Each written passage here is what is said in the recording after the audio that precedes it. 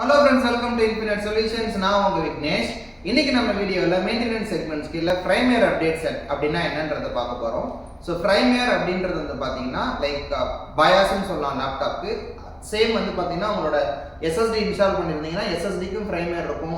Hard drive இருந்தா heart டிரைவ்க்கும் firmware இருக்கும். So firmwareங்கிறது பாத்தீங்கன்னா லைக் சும்மா சிம்பிள் வேர்ட்ஸ்ல சொன்னா ஒரு ஹார்ட் ஆபரேஷன் பண்ற மாதிரி ஒரு firmware அப்டேட்ன்றது.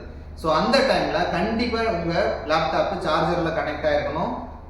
உங்க அப்டேட்ஸ்ல நீங்க firmware அப்படின்றத பார்த்தாலே நீங்க கொஞ்சம் பேனிக் ஆக வேண்டாம். பட் கொஞ்சம் கேர்ஃபுல்லா சார்ஜரை கனெக்ட் பண்ணி இந்த firmware அப்டேட் ஆகிறதுக்கு 10 மினிட்ஸ்ல இருந்து 15 மினிட்ஸ் ஆகலாம். அது வரைக்கும் நீங்க லேப்டாப்பை ஆஃப் பண்ணாம ஷட் டவுன் பண்ணாம இல்ல ரொம்ப நேரம் ஆகுது ஷட் டவுன் பண்றதுக்கு நினைச்சிட்டு எதையும் பண்ணாம நீங்க லேப்டாப் கரெக்டா வச்சிருந்தீங்கன்னா அது ப்ராப்பரா இன்ஸ்டால் ஆயிட்டு ரீஸ்டார்ட் ஆகி வந்தாதான் உங்களுக்கு வந்து பாத்தீங்கன்னா எஃபெக்டிவா இருக்கும். ஸோ firmware அப்டேட்ல கேர்ஃபுல்லா இருங்க. ஒன்ஸ் நீங்க ஆஃப் பண்ணிட்டீங்கன்னா கஷ்டம் ஃப்ரெண்ட்ஸ். நாளைக்கு வேற ஒரு வீடியோல மீட் பண்ணலாம். Thank you friends.